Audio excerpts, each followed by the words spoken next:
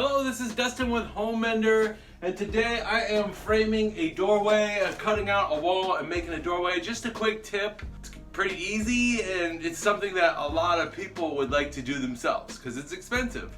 I'm going to show you how. Let's get to it.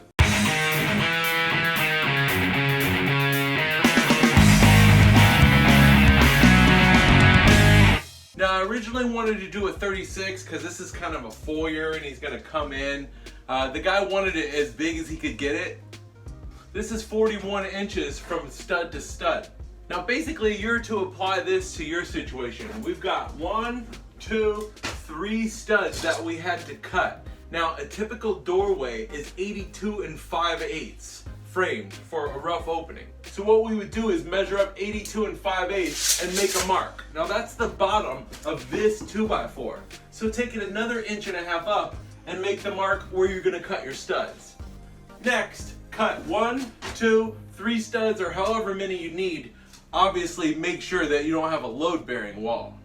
Now after you cut the 3 top studs, you could go ahead and peel these off with a pry bar, pull those studs out of there, and now you have what I have, just an open wall, so you know exactly what it looks like in there.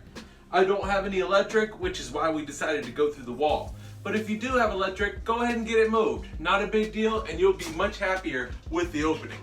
After you get your studs pulled out, we're gonna have to run side studs here. Now there's one behind here, you may be able to see it right there.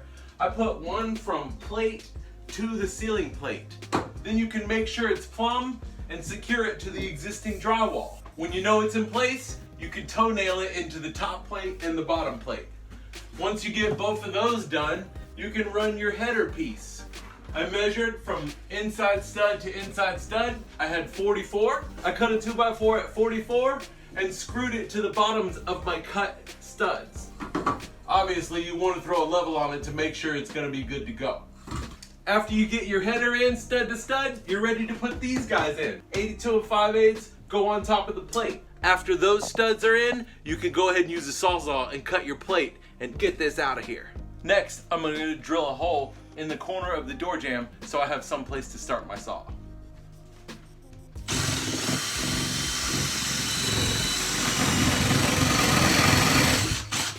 Now I'm going to use a sawzall to cut the doorway out.